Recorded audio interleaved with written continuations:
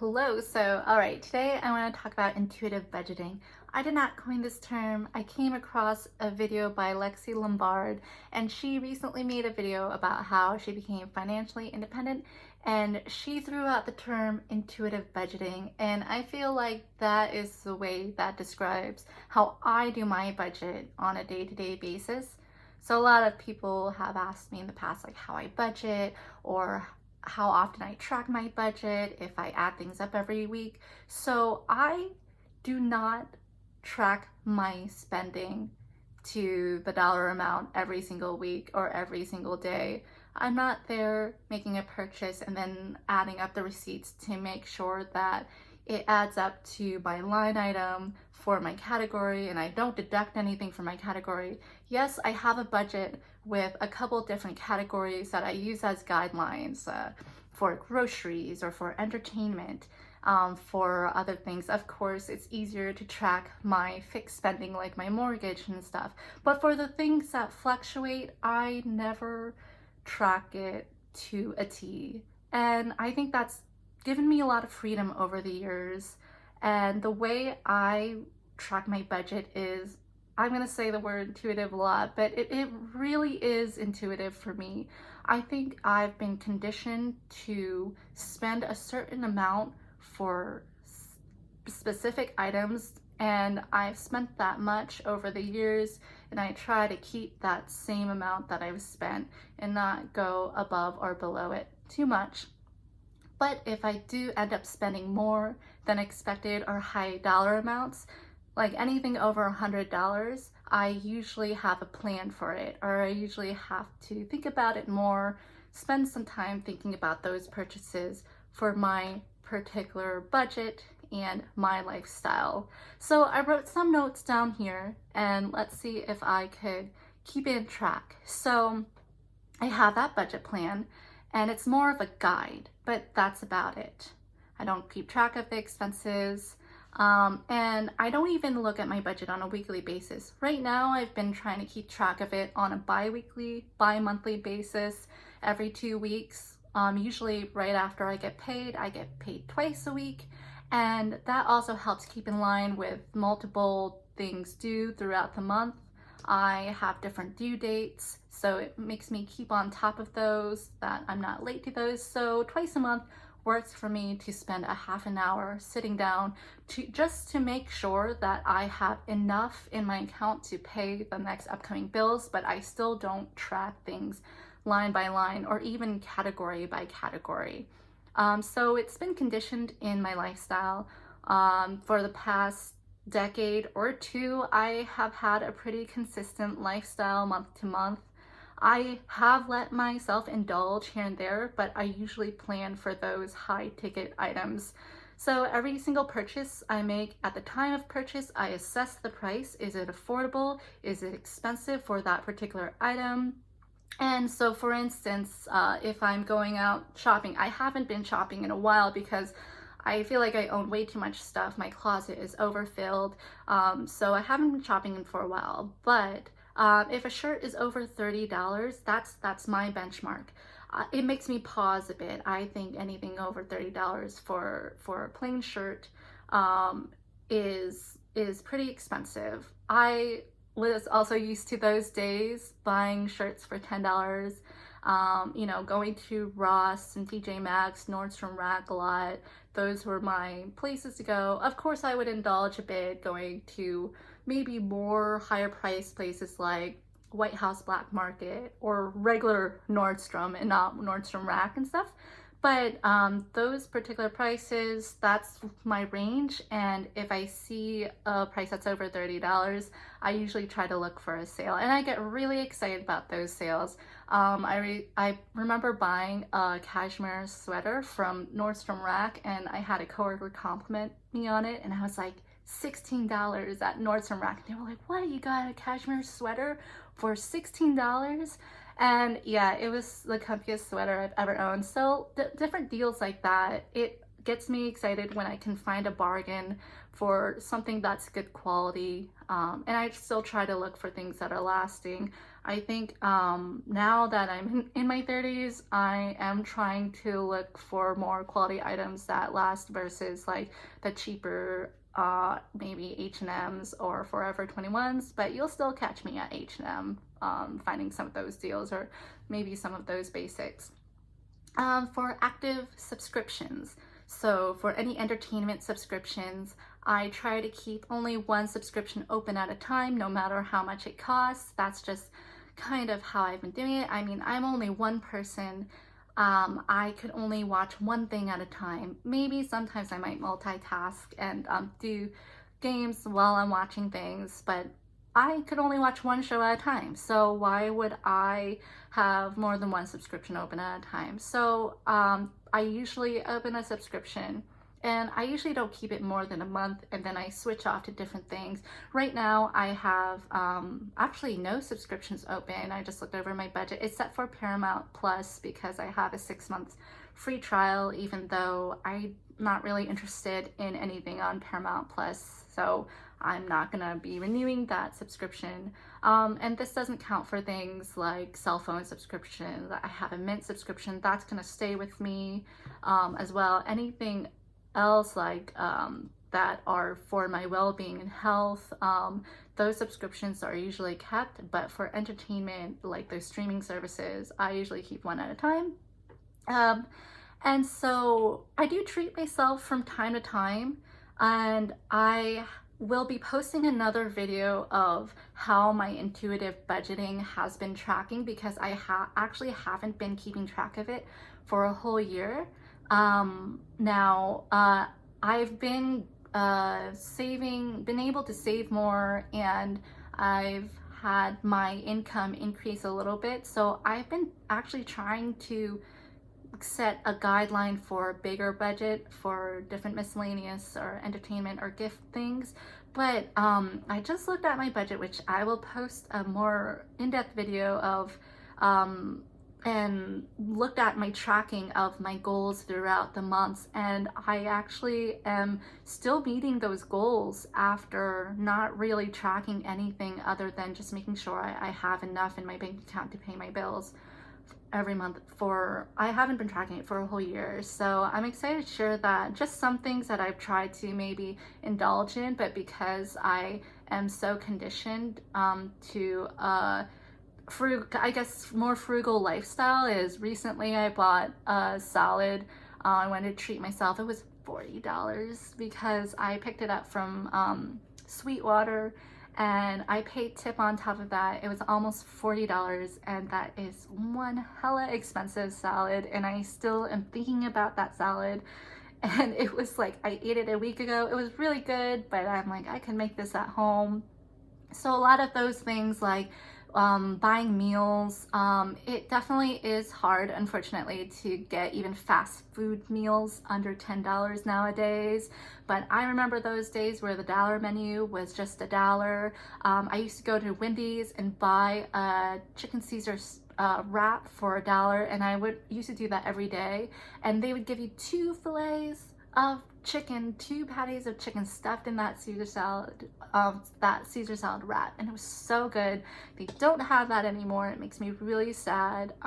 So you know, if I find a good deal, I might still go out to eat and treat myself there. There was a time where, when I started working in the office during the beginning of my career, I would buy lunch every day. And so that's another place where maybe I wasn't as frugal as I could have been, but I try to keep my total under $15 back in the day. I look at grocery store prices and try not to spend too much. So when I go to the grocery store every 2 weeks I try to make sure my total is between $150 to $200.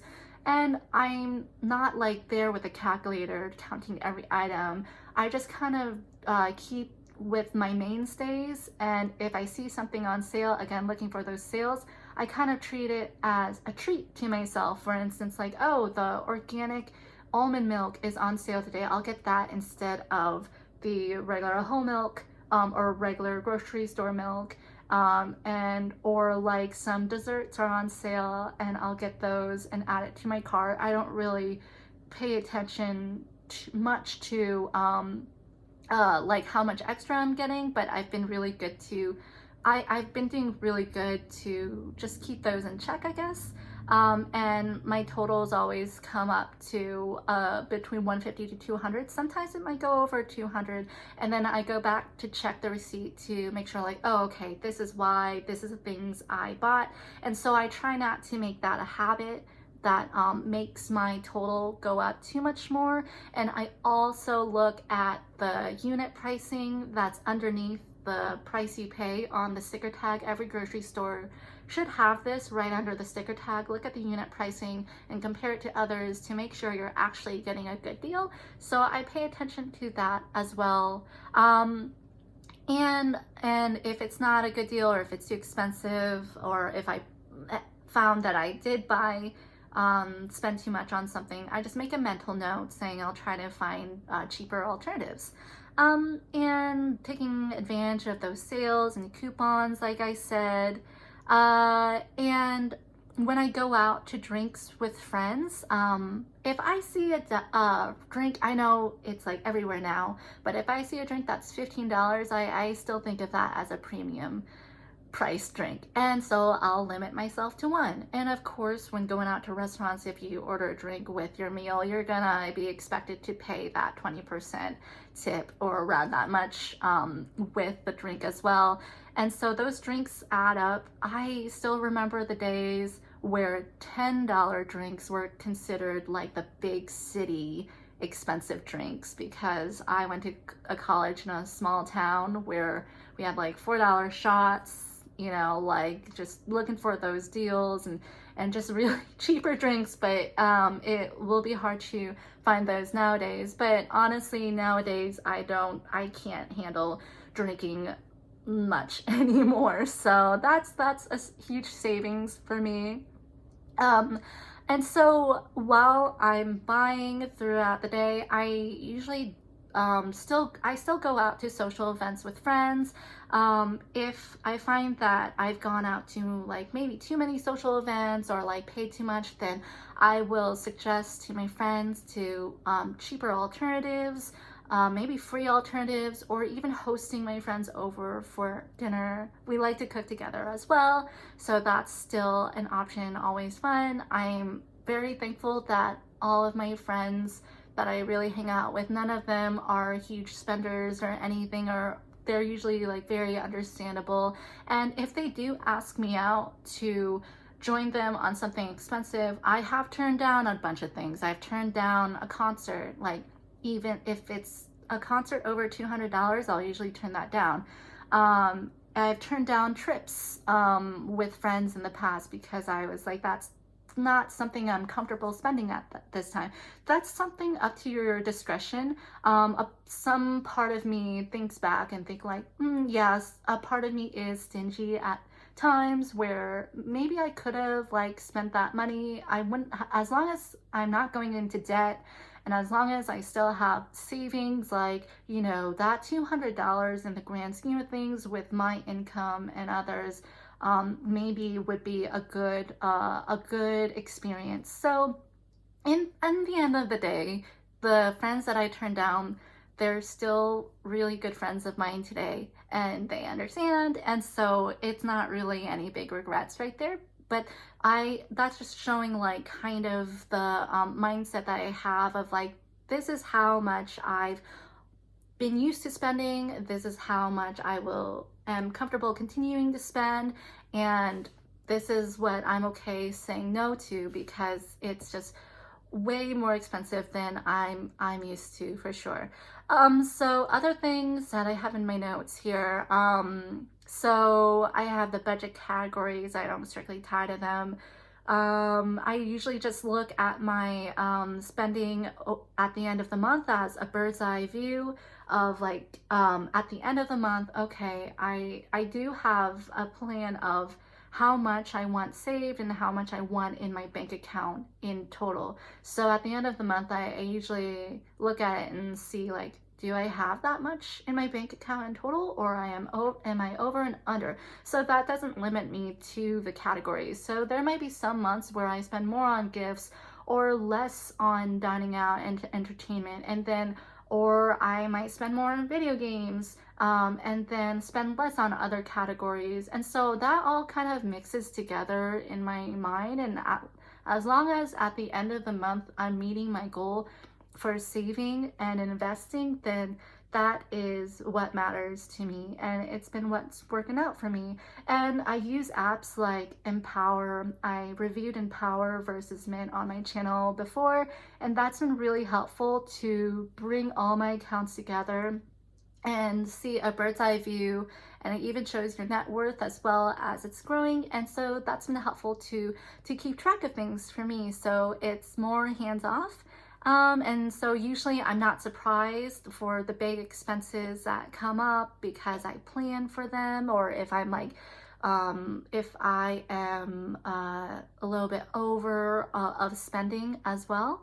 And one thing I do just kind of keep tabs on, or I put in my budget as a line item, is miscellaneous. I account for about $50 in my budget just to account for any fluctuations, just to give me a buffer and give me a little leeway, and also allow me a little grace, so I never beat myself up over like going a few dollars over my budget or anything like that, because I have $50 of anything that will happen that month going over or under, whether it's like a frivolous thing I wanted to buy or not. So, you know, when I'm going out shopping, or just going out hang out with friends, and we might come across a shop and I might see something cute that I want that is an okay price, and like I might just buy it on the spot.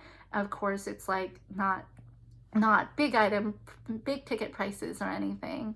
The other things I want to mention is like how my money comes in. So for the past 10 years, I've always pretty much kept my regular expenses, other than special occasions or those like special big ticket items. I've always kept like fixed costs and just like my regular groceries, and maybe hang out with friends and entertainment the same throughout the years for the past decade or so. And so I would have for my work deposit $3,200. That's the amount I saved for myself, $3,200 every single month to a separate account, and that would be like my spending account that I would pay my bills out of. And then I would gauge whether I am hitting that mark, if I'm under or over. If I'm under, then I put the rest of savings. If I'm over, then that's when I start making plans to transfer extra money from my savings. And I try to make a mental note and gauge like, oh man, I had to transfer from my savings like this month. Maybe I should just be careful, or just be more cognizant of my spending next month. But it's never a huge amount at the same time. It's never something shocking, but it's something that keeps my thought process in mind, and that's helps me track whether I'm on track or not with my spending, whether I'm on budget, and just the overall dollar amount at the end of each month. And then, so I mentioned usually at the end of every month. I've been lagging for the past year though. I track where I am. And so with inflation and lifestyle creep, I did notice I wanted to spend more on groceries and maybe social things like events or outings. So I would adjust in my spreadsheet where I have my categorical budgets, like, okay, I want to add $100 more toward groceries because I'm making more, things are maybe costing a little bit more, and then I want to buy more quality food, or I'll add $100 or $200 to my entertainment budget because I want to spend more quality time and just maybe experience those things that might cost more with my friends and families and loved ones. And so over the years, I have increased those budgets in my line item in my Excel, but again, that's just a guideline for me. I still don't track it like, oh, okay, did I spend 100 more or 200 more? Like I never track it like that. It's just more of just kind of giving me the mental, maybe just mental ability to spend that more, allowance to spend that more, I guess. But I never have strict roadblocks like, okay, I allowed myself to only spend this much or this much. It's more so the roadblocks I have personally are like, man, I remember only spending this much back in the day. Like, why do things cost this much now? And so then it makes me pause and be like, oh, I don't want to spend that much more. I'm like so used to spending this much lower amount. And then I have to remember, like, okay, that might have been a decade ago. There's definitely been inflation. But at the same time, like, yes, there's always going to be inflation every year, and a lot of people are complaining about inflation in the recent years. Honestly, people complain about inflation every single year, but at the end of the day, whether inflation happens or not, we have the power to vote with our dollar and vote with what we spend. And so that's kind of the message I want to end on. If you do see that prices are raising in a certain category or area, like dining out, yeah, the restaurant prices with tipping are so incredible and just grew so much nowadays. But there's so many alternatives now, and so many healthier alternatives. And for some cooking skills, you can make something that tastes just as good or even better than the restaurants nowadays. And so that's what I'm more leaning toward nowadays, just seeing those alternatives, and it might even be better alternatives as well. And to those ticket items that are going astronomical or raising in prices, and just really in my philosophy, just really thinking of like what is a necessity versus what is just frivolous and what I can cut back on. And so for me, it allowed me to really pinpoint what I want to spend my money and what I want to spend my share of wallet on, which is a marketing term that a lot of companies use. They want to grab your share of wallet. They want to grab whatever is in your wallet. And so you as a consumer have the power to vote on what is important to you, and the prices will eventually reflect that to show what is truly important to you. And so that's what I want to leave off with. My budgeting is definitely more on the intuitive side. At least that's the interpretation I make it. Going back to Lexi Lombard's video, not sure if she meant the term the same way that I do, but once I heard that, I just wanted to give my take on it.